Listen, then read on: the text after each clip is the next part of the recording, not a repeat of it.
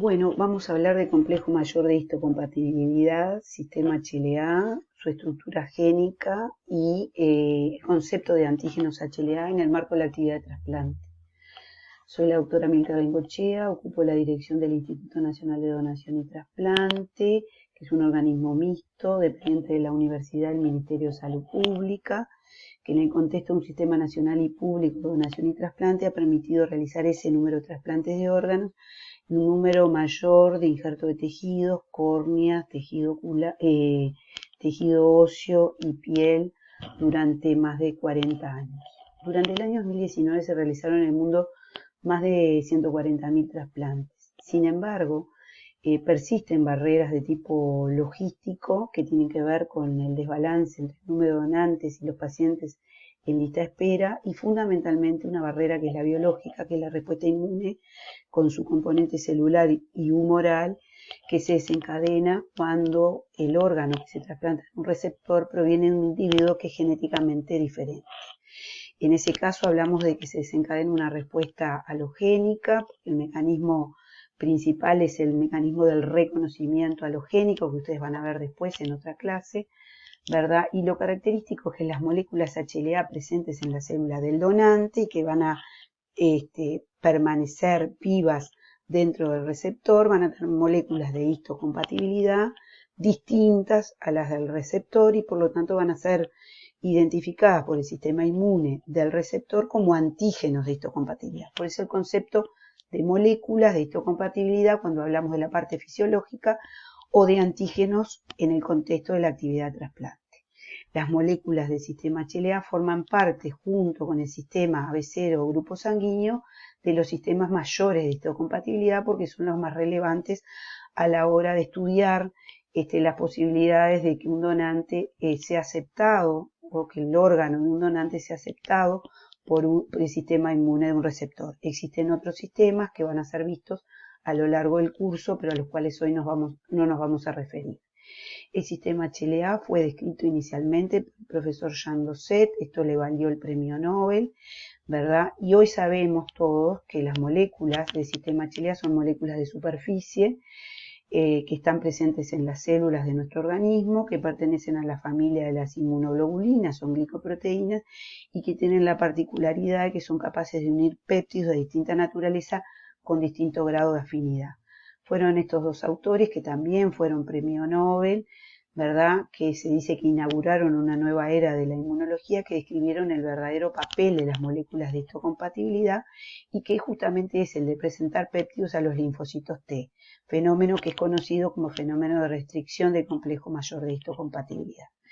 Ese fenómeno de restricción se da entonces por interacción de la molécula MHC en una célula presentadora de antígeno con el péptido y por otro lado un linfocito T con su receptor,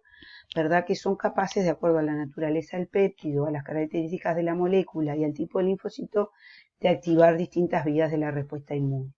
Pero también una célula presentadora de antígeno con moléculas HLA clase 1 y péptidos es capaz de interactuar con otro tipo de receptores de células que normalmente se ubicaban dentro de lo que era la respuesta innata, ¿verdad? Como las natural killer, capaz de activar a estas células natural killer con sus acciones consecuentes también en la respuesta post-trasplante. Las moléculas HLA clásicas se clasifican en clase 1 y clase 2 y difieren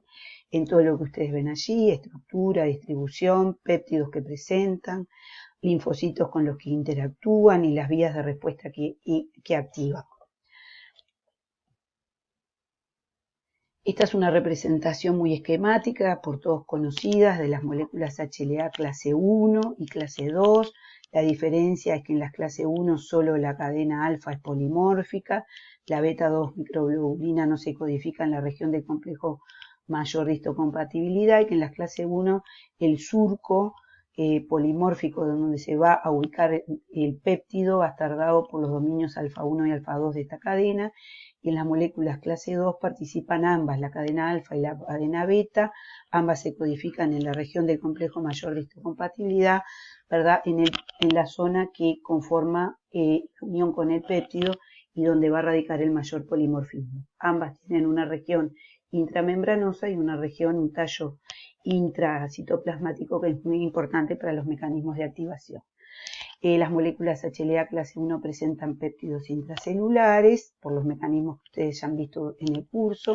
y las moléculas HLA clase 2 se especializan en presentar péptidos extracelulares por mecanismos también conocidos. De manera esquemática, entonces, los péptidos presentados en el contexto de una molécula HLA clase 1 sería visto en la estructura cristalográfica así por un linfocito TCD8, ¿verdad? Y la molécula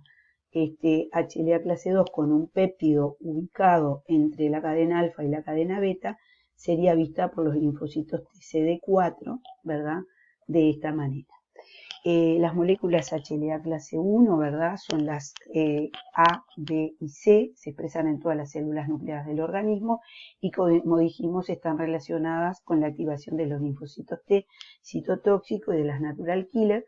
mientras que las moléculas HLA clase 2 son las que pertenecen, ¿verdad?, a la categoría de R, de Q y de P, se expresan solo en células especializadas, activan a los linfocitos CD4, los T-helper pueden activar a los linfocitos B y así terminar produciendo anticuerpos. El polimorfismo no se distribuye de manera igual en el surco donde se ubica el péptido, hay sitios que son especialmente polimórficos, esos sitios es donde enclava el péptido y ese polimorfismo lo que permite es distinto grado de afinidad y ampliar la gama de péptidos que pueden ser presentados por una dotación de antígenos HLA que tenga una persona, ¿verdad? Y eso desde el punto de vista de la respuesta inmune frente a agentes infecciosos es muy ventajosa. Esta es la representación de donde se ubican los sitios polimórficos, por ejemplo, dentro de las distintas zonas de la cadena alfa de una molécula HLA clase 1. Esta es la representación esquemática para que ustedes identifiquen que en el caso del trasplante, junto con el órgano, viajan células presentadoras de antígeno y linfocitos del donante, que de manera directa son capaces de presentar su molécula de histocompatibilidad, que es reconocida por el linfocito T, y activar por un reconocimiento directo al sistema inmune, ¿verdad?, generando mecanismos rápidos de reacción del sistema inmune que pueden terminar rechazo del órgano trasplantado, o si no, se pueden generar otros mecanismos de alorreconocimiento, que se conoce como vía indirecta, en donde lo que procesa a las moléculas de histocompatibilidad del donante es la célula presentadora de antígeno, y es en el contexto de una molécula HLA del receptor que se activan los linfocitos del receptor para en una respuesta que es más tardía poder generar un mecanismo de rechazo que también puede terminar, ¿verdad?, en una evolución negativa del órgano, si no se es tratado y prevenido a tiempo. En esta imagen ustedes ven que entre esta donante y esta receptora existe, por ejemplo, esta diferencia de molécula HLA, que en el contexto de un trasplante entonces es identificada como un antígeno. Los linfocitos T de la receptora van a identificar este A2, van a generar anticuerpos anti-A2 y también pueden desencadenar una respuesta celular frente al mismo, ¿verdad? Por otro lado, lo que hay que tener en cuenta es que entre las moléculas de histocompatibilidad hay zonas de secuencia que son compartidas, algunas pueden ser zonas lineales, ¿verdad?, que son capaces de generar anticuerpos y a esas zonas se las denomina epítopes, o zonas que no son contiguas desde el punto de vista de la estructura lineal, pero sí son contiguas desde el punto de vista de la conformación tridimensional, y a esas estructuras se las denomina eplet. Lo característico es que ellas son capaces de generar anticuerpos, y como esas estructuras son compartidas entre distintos antígenos de histocompatibilidad, cuando se genera un anticuerpo que es reactivo frente a uno de estos eplet, ese anticuerpo puede justificar la reactividad, ¿verdad?, para diferentes antígenos de histocompatibilidad. La región génica del complejo mayor de histocompatibilidad se ubica en el brazo corto del cromosoma 6,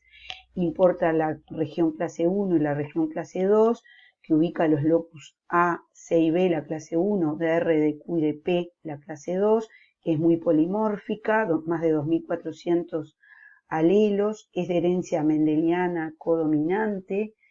¿verdad? O sea, la codominancia quiere decir que se expresan ambos tipos, el heredado por línea materna y el heredado por línea paterna, por qué estas moléculas se heredan de manera conjunta, toda una combinación del lado materno y otra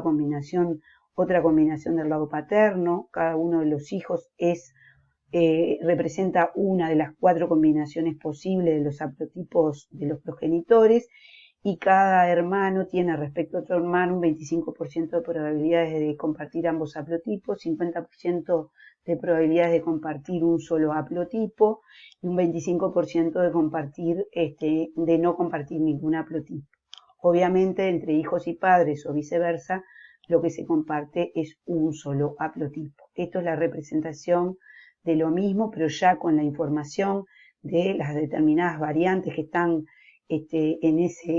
esos haplotipos paterno y materno, y ustedes ven la posibilidad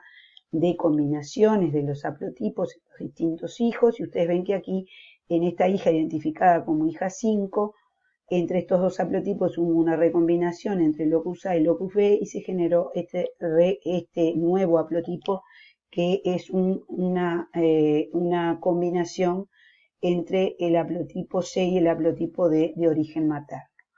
La estructura génica que codifica para las moléculas HLA clase 1 y para las alfa 1 y alfa y beta, para la cadena alfa y para la cadena alfa y beta de las moléculas HLA clase 2 tiene algunas diferencias. La estructura génica de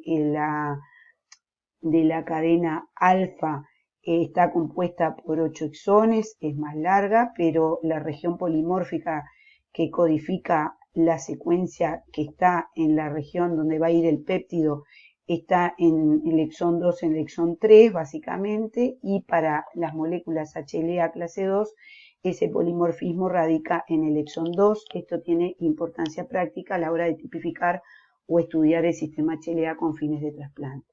Como decimos, la cantidad de alelos que se identifican hoy en el sistema HLA es muy numerosa, más de 18.700 alelos, por eso es difícil encontrar donantes compatibles cuando se necesita compatibilidad alélica, pero ese polimorfismo en realidad, cuando lo que se analizan son otras situaciones como la capacidad de presentar péptidos en el contexto de algunas infecciones,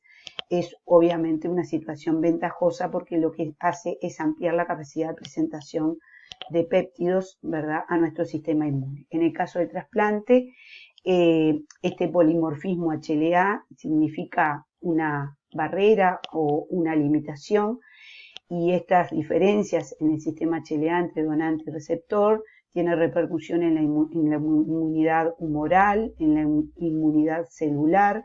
y en algunos trasplantes, como en el trasplante de médula ósea, en una reactividad que se da en una dirección inversa a la del rechazo, que es la reactividad del injerto versus el huésped, que también lo van a ver durante el curso. En suma, entonces, con esta presentación muy rápida y muy somera, ustedes tienen que entender que el sistema HLA es importante en el trasplante. ¿Por qué? Porque el sistema HLA es un protagonista central de la respuesta halogénica, es quien desencadena la respuesta en el sistema inmune del receptor. ¿Para qué hay que estudiar el sistema HLA en el trasplante? Para evitar las diferencias antigénicas entre donante y receptor y para evitar que si existen anticuerpos preformados por la existencia de transfusiones o embarazos en una receptora o en un receptor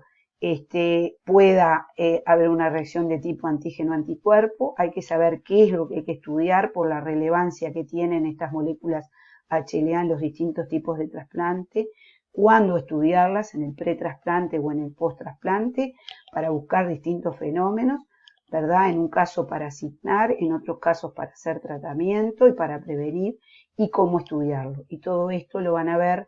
al cabo de la presentación del resto de los compañeros del Instituto de Donación y Trasplante. Muchísimas gracias.